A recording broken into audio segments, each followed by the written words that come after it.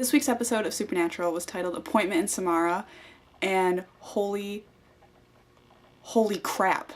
Robert flippin' Englund was in the beginning playing Dr. Robert. How creative, from Nightmare on Elm Street, and I was so excited to see that guy because he's one of those faces that you just recognize, and that was exciting. This was definitely one of my favorite episodes this season. Kind of a 180 from my thoughts on last week's episode. The kind of is silent. Just a totally different reaction than last week, and yes, this was a game changer episode too, but whoa. Oh my god, if only I could see into the future last week, my review would have been different because obviously it set this up. I had no idea. And I'm kind of getting used to not knowing what's going on, and I'm starting to like it. Sam has his soul back. The whole last 5 minutes I was tripping out. I was like, oh my god, give him his soul, give him his soul, give him his soul. And you know, I went from just kill Sam. Why don't you just kill him? Whatever. You're not gonna get his soul back, obviously. This is just gonna, are we gonna go through the whole rest of this season trying to get his soul back from this person and this person? And he gets it back. He gets it back. I was extremely happy. Like, I was back to jumping up and down at the end. Like, I was literally jumping up and down. It was kind of sad.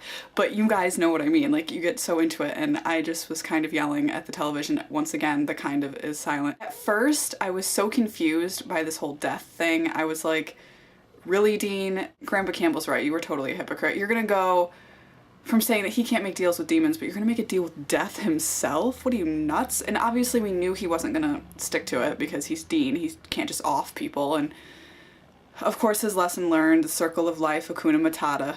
My hair is driving me crazy. And the nurse, I would have punched Dean in the face. I love Tess, now I can't remember. Anyways, I loved her reaction. She's like, he messed up. That's why you're dead. I was like, you tell it. Dean was all over the place messing things up in last week's episode, so I was glad she said that. I'm looking at notes. I took notes. I do that. I know other people do too. In the meantime, Sam is trying to kill Bobby. Bobby is just beloved. He is that character that you can always trust. I mean, things with Castiel even right now are up in the air. I have to fix this. Sorry. You knew that he wasn't just gonna sit there and let Sam kill him. I mean, Bobby's smarter than that, so I wasn't surprised when he turned on Sam first. Then I was kind of surprised he was following Sam through his whole house. I loved it when he went in the closet though and pulled the trap door. I was like fangirling. It was awesome. Bobby already died once. We don't need to see that again. That was traumatizing the first time around. And I liked the Reaper girl laying the smackdown on Dean and being like, and Death too.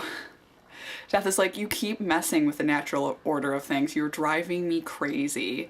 Stop it. And the girl was like, you think you have this like monopoly on cheating Death, and just like, because they do, they have this kind of hubris. Death was far less intimidating this time around than he was before. Balthazar made a minor cameo. Wasn't really anything to write home about, but he still exists. In case you forgot Balthazar, he's there. Sam really did not want his soul back. It didn't go down, again, quite like I thought. I thought that that was going to be more of a struggle of Sam not wanting his soul back, but of course now, this wall in his mind, the wall that's like Siler's wall in Heroes, but opposite, is this wall in his mind that's going to keep all of his memories out, and of course it's going to start to crack. The whole point of the wall is he doesn't remember anything that went on in hell, but is he gonna have the memories of the Sam that we've been seeing since the premiere? Like, that whole year, make this deal with Balthazar, so now Balthazar's kind of like, dude, you owe me. So that's gonna be interesting later on. Looks like I have no, like, wrist in my arm. My hand is just, like, coming out of my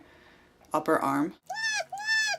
I kind of freaked out when Castiel killed Crowley because I was like, who's gonna be the bad guy? And now I'm happy he's dead. It leaves everything wide open. The less characters there are to play with, the more you can play with the characters that you have. Sam has his internal struggle back because he was just like, I don't want my soul. I don't want it. I don't want it. I don't want it. Sam was back in the bunker again. I was like, you can't keep doing this. And then Dean's like, we can't keep doing this. And I was like, thank you. Oh my god, it's gonna cut and they're just gonna leave him in the bunker again, and it's gonna be a close-up on Dean's concerned side profile, right?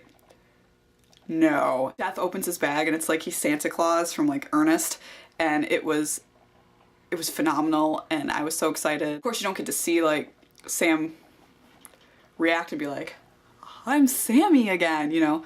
So that was good.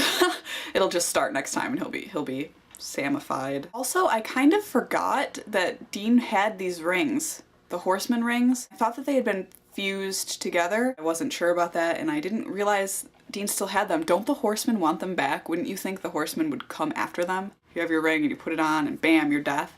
So this whole time that Dean's had it like in the glove compartment of the car or wherever he's had it, who's been Death? Death's like, I want you to be Death right now so that I can go eat hot dogs. Well, what have you been doing this whole entire time when you haven't had your ring?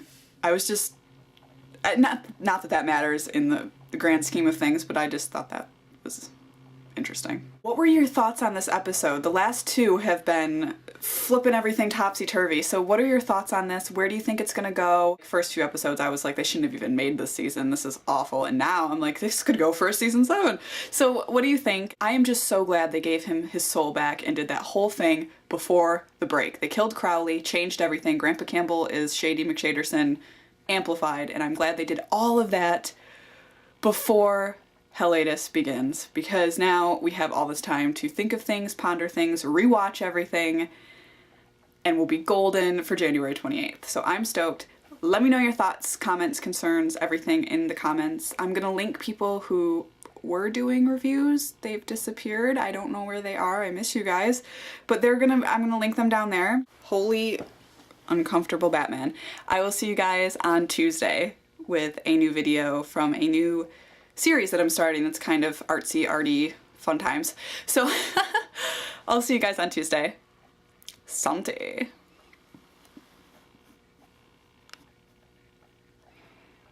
Turn off.